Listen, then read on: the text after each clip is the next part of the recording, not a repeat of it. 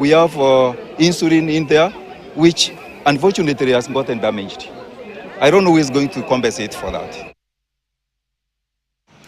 Internationally, villagers in Kasuandaji, Niger State in northern Nigeria are trying to cope with the devastating effects and trauma that followed a deadly attack by armed bandits that local sources say may have killed more than 70 people. Parts of the village remain inaccessible due to extensive fire damage, while security forces are also said to be struggling to contain the recent wave of violence in Nigeria.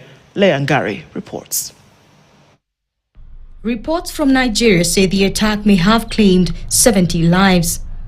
Footage captured on Sunday shows mourners standing over shallow graves while others flee the area. Destroyed homes, vehicles, and charred trees line the largely deserted village. Musa is among the survivors. I was working when the bandits stormed the area. I ran, and although they shot at me, I was fortunate not to be hit. I pretended to be dead as the attackers continued targeting me. Some even came over and stepped on me to see if I had died.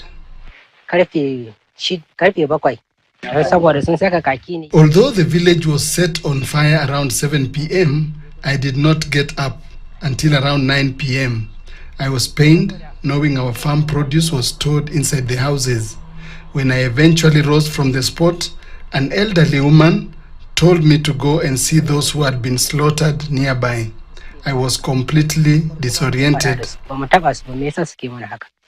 The attackers are said to have driven motorcycles and opened fire indiscriminately on the Kasuandaji market in Demo village. Musa says the assailants used deception to reach their targets. Another survivor narrated how he fled from his farm when the attack began. I was working on my farm when one of my sons saw the attackers coming into the village.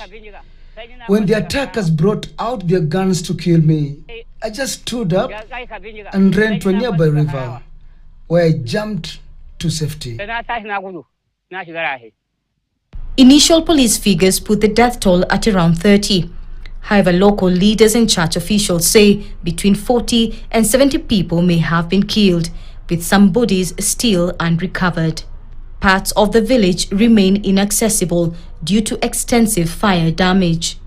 The attack occurred less than 20 kilometers from Papiri, Niger State, where more than 300 students and teachers were also abducted in November 2025. Attacks and kidnappings in western and central regions of Nigeria have spiked recently. United States President Donald Trump recently threatened military action over what he described as targeted killings of Nigeria's Christians. The U.S., in cooperation with Nigeria, also conducted air attacks against ISIS fighters in northwest Nigeria on Christmas Day last year. Tensions are escalating